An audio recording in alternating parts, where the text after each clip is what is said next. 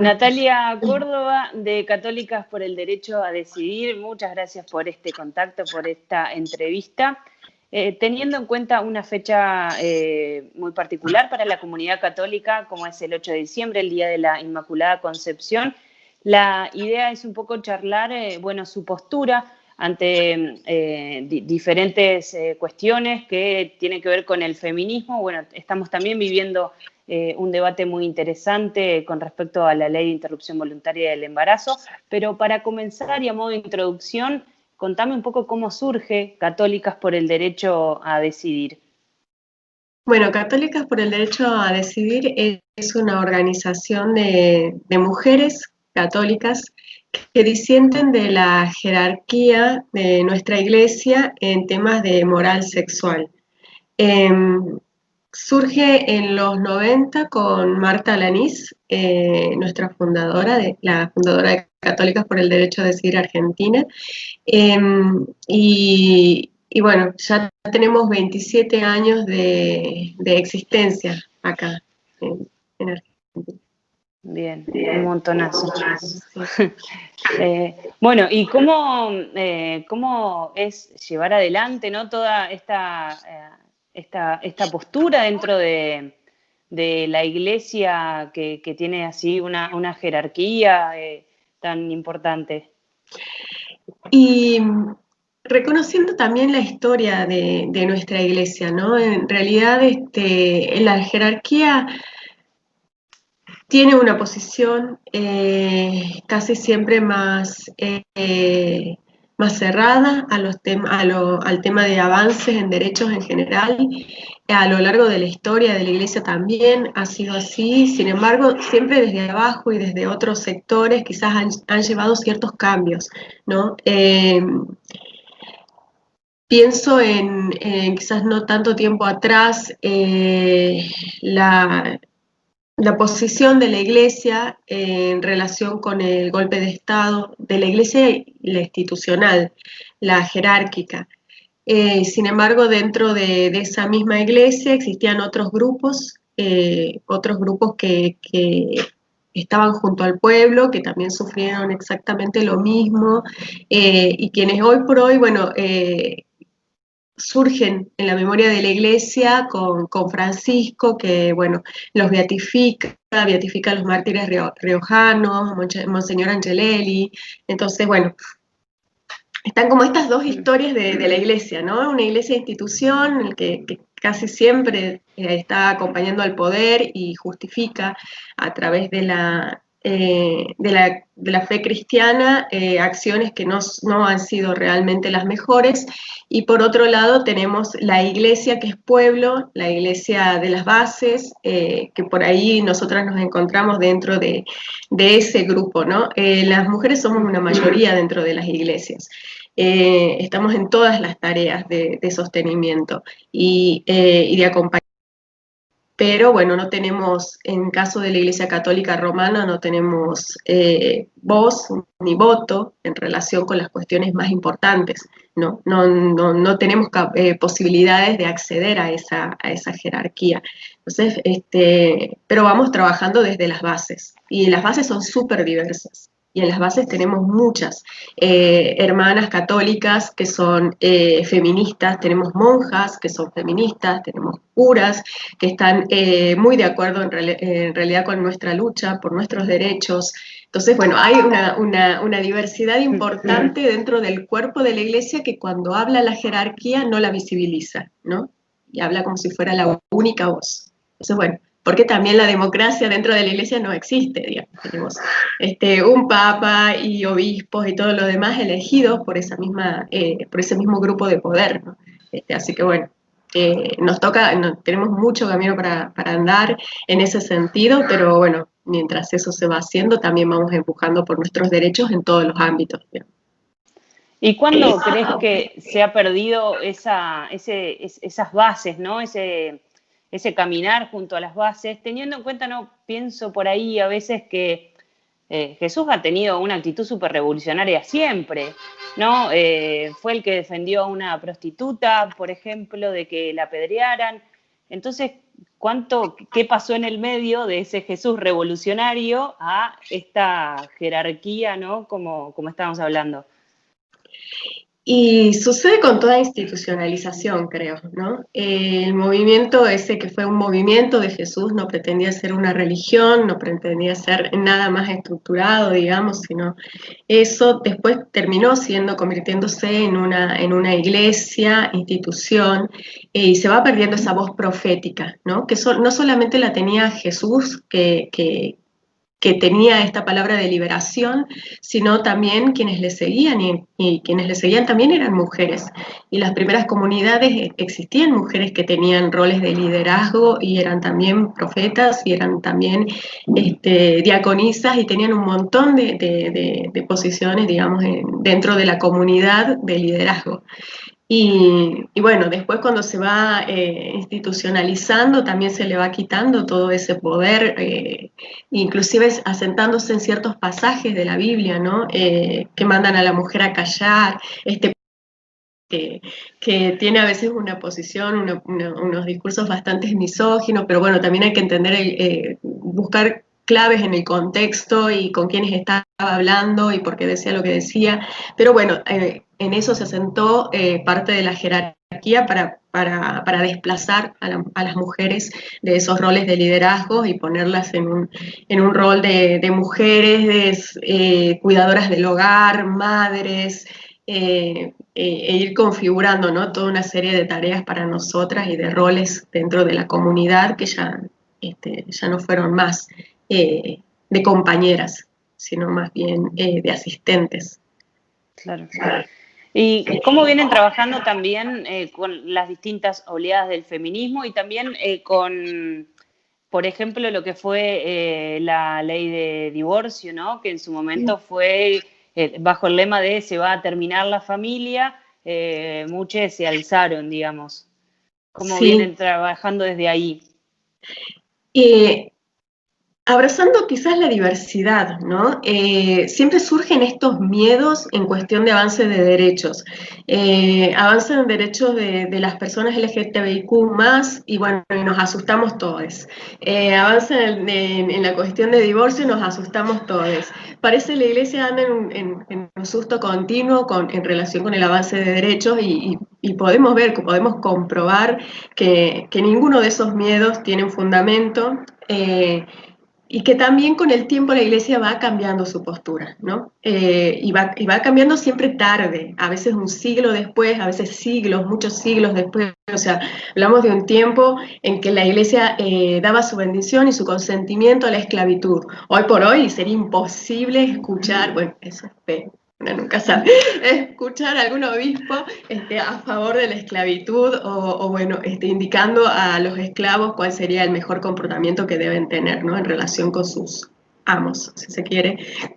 Así que bueno, eso creo también que en relación con esto quizás va a pasar mucho tiempo seguramente, pero también puede cambiar la iglesia en relación con el derecho al aborto, ¿no? Con el derecho a decidir, el derecho de las mujeres a decidir sobre su propio cuerpo. En relación con las familias, hoy por hoy abraza un poquito más, a veces está en esa tensión la diversidad, ¿no? de familias. Ya no hablamos de una familia monoparental, perdón, la típica familia, ¿no? De mamá, papá, hijos, sino una diversidad de familias. No se acaban las familias, se hacen más diversas. Existen otros modos, otras formas de trabajar esos vínculos y esos lazos. Y bueno, la iglesia de a poco también se va ayornando a eso. A veces el Papa Francisco tiene un discurso que se acerca un poquito más a esa tolerancia, si se quiere, no es lo ideal tampoco eso, pero se acerca un poco más a ser tolerante y otras veces vuelve a la rigidez, ¿no? Entonces, bueno, ahí también entender eso, que la iglesia como toda institución tiene historia y por ahí muchas veces nos dicen, bueno, pero la iglesia dice esto, la iglesia dice aquello. Bueno, la iglesia ha dicho un montón de cosas a lo largo de los años y ha cambiado de idea un montón de veces, o sea, también va a suceder con esto. Tenemos muchas compañeras dentro de la iglesia en posiciones así como monjas en la vida consagrada, que están también empujando por ese tipo de cambios, ¿no? Teólogas feministas que son católicas y que también van dando otras claves en relación con la posición de la mujer dentro de las iglesias, de las mujeres dentro de la iglesia. Porque parece como que no se podría ser católica y feminista, por ejemplo, católica y estar a favor del aborto. Es como que Claro. también nos intentan imponer un poco esa idea, ¿no? Claro, sí, sí, sí. De hecho, como te decía, existen muchas mujeres que dentro de la iglesia y con algunos roles de más importancia, quizás que, por decirlo de alguna manera, como monjas y teólogas que son feministas, que reivindican el feminismo y que han venido haciendo teologías feministas desde los 80 prácticamente, pero que no trascienden, no llegan estas voces. Ivonne Guevara es una teóloga ecofeminista de Brasil que viene haciendo estos aportes hace bastante tiempo. Estas voces existen, pero de nuevo se invisibilizan en el discurso público, ¿no? Todavía no logramos quizás apelar al gran cuerpo de la iglesia que tiende a eso, ¿no? A invisibilizar, a correr todo esto de la de iglesia. Y, bueno, la iglesia es el pueblo de Dios y el pueblo de Dios somos nosotras también. Y estamos diciendo algo y considero que lo que decimos en este momento, la posición de los feminismos es una posición profética, es una voz profética. Son tiempos de cambios, la iglesia también tiene que escuchar eso y de hecho en algunos concilios sí, en el Concilio Vaticano II, la iglesia se abría a esto, tenía un oído más puesto en los cambios sociales y demás, ¿no? Una actitud quizás un poco más positiva, pero bueno, de nuevo el tema de moral sexual siempre fue bastante retrógrado en ese sentido la institución. Y con respecto a la ley del aborto, bueno, como comentamos al principio, estamos debatiendo ahora el proyecto del Ejecutivo que el 10 se debatiría en diputados. Bueno, ¿cómo vienen trabajando ustedes? ¿Cómo han acompañado a la campaña también por el derecho al aborto legal, seguro y gratuito en estos años de lucha? Y Católicas estás desde el comienzo, desde que nació la campaña. Nuestra compañera Marta Lanís estuvo desde el inicio, siempre apoyando y también llevando argumentos, ¿no?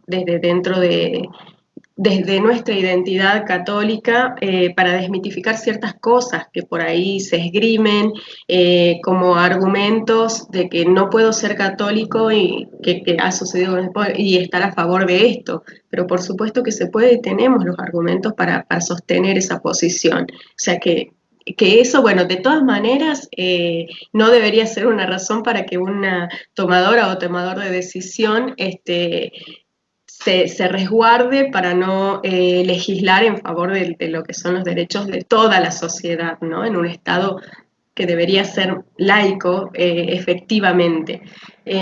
Pero de todas maneras nosotras seguimos aportando los argumentos desde nuestra identidad católica, que bueno, eso lo que se dice, no, la Iglesia inclusive nos permite la libertad de conciencia, nos permite tomar algunas decisiones que consideramos que son mejores para nosotras, ¿no?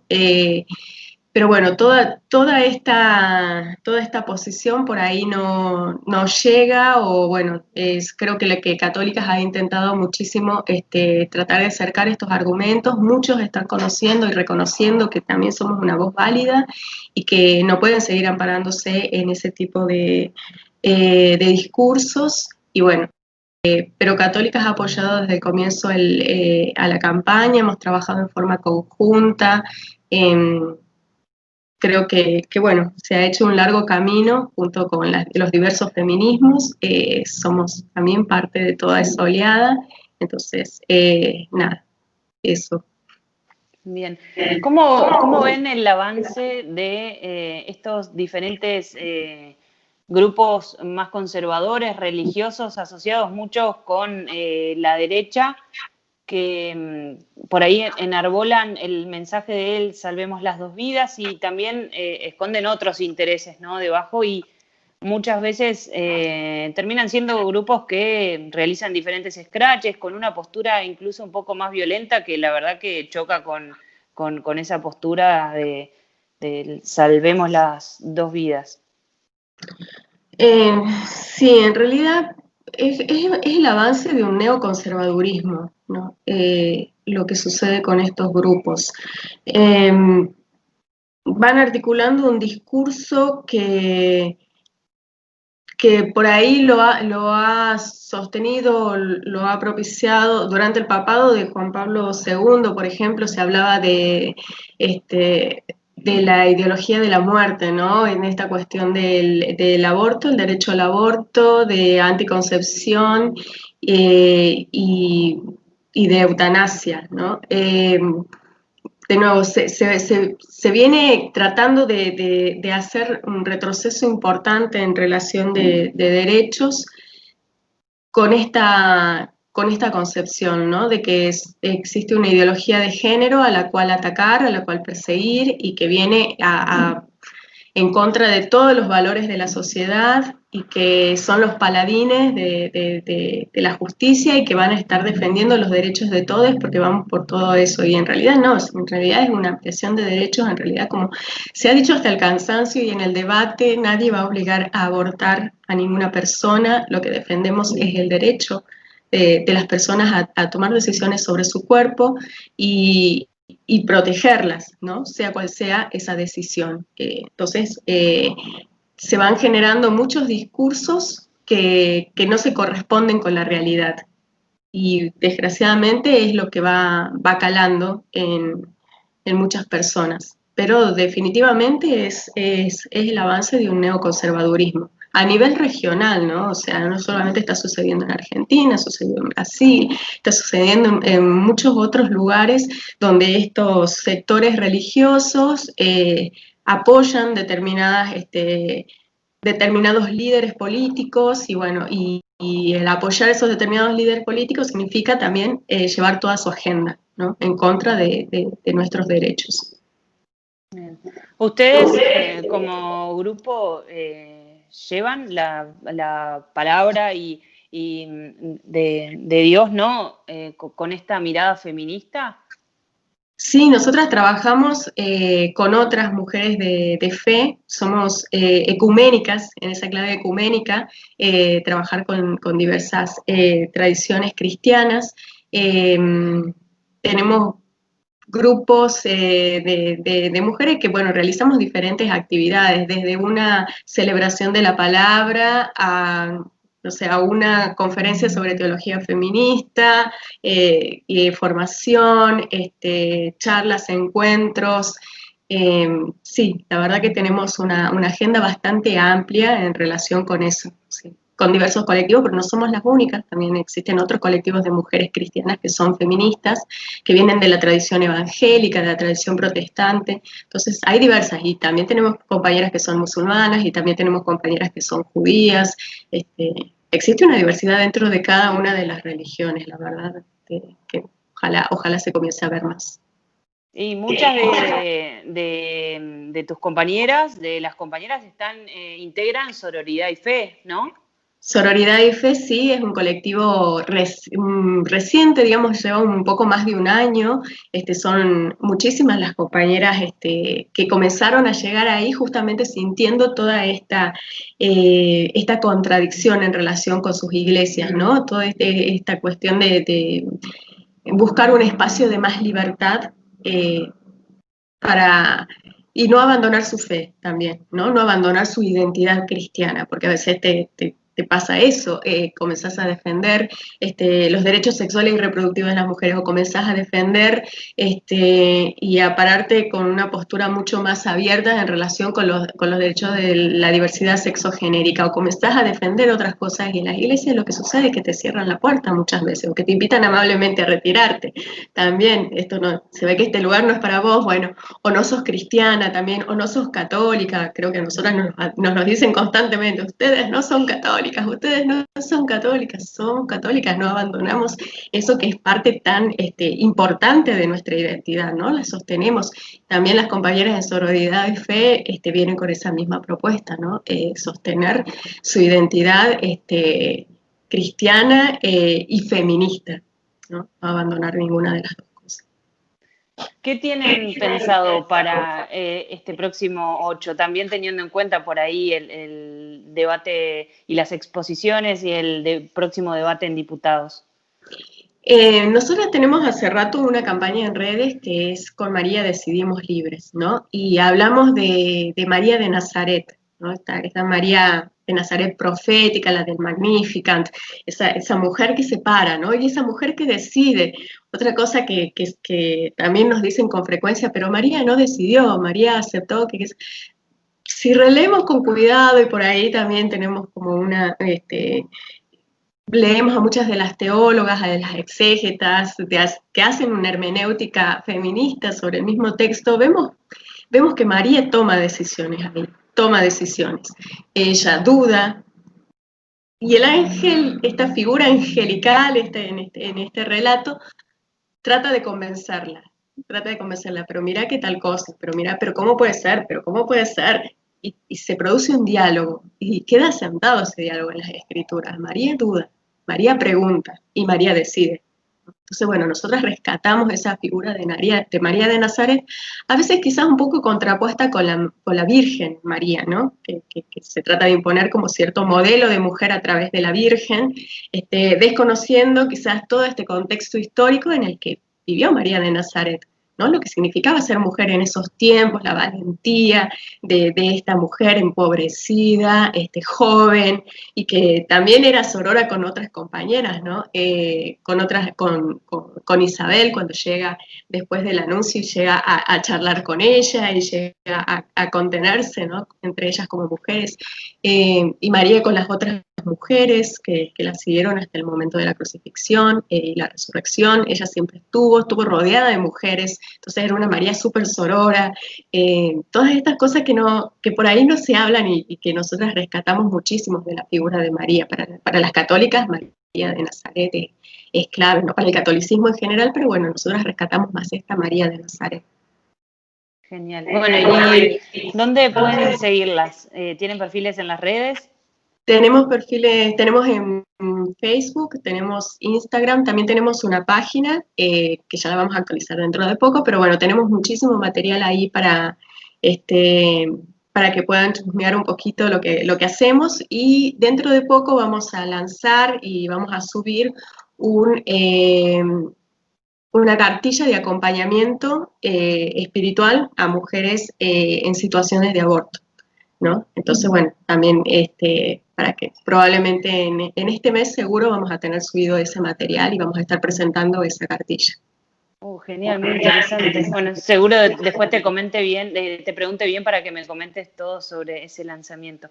Natalia, muchas gracias por despejar un montonazo de dudas y por también aportar claridad en este tema y decir que se puede ser católica y feminista y defender los derechos de todas, todos y todes.